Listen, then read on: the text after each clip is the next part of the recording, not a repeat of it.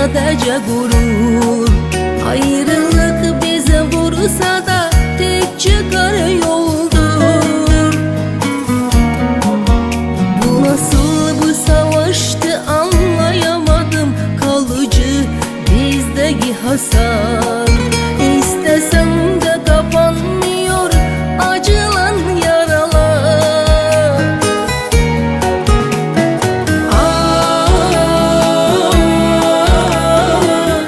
Bu nasıl dünya?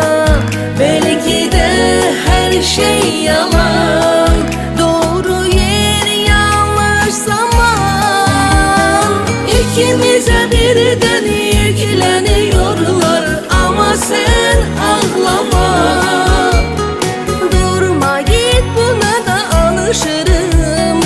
Olmasan da seni yaşatırım.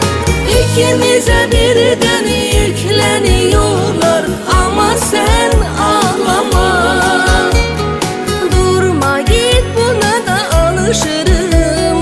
Olmasan da seni yaşatırım.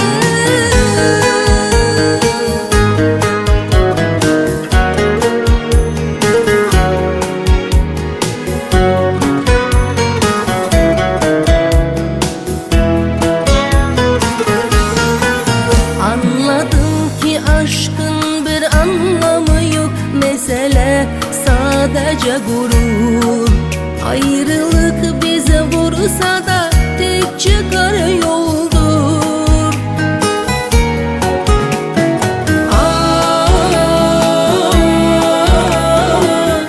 Bu nasıl dünya?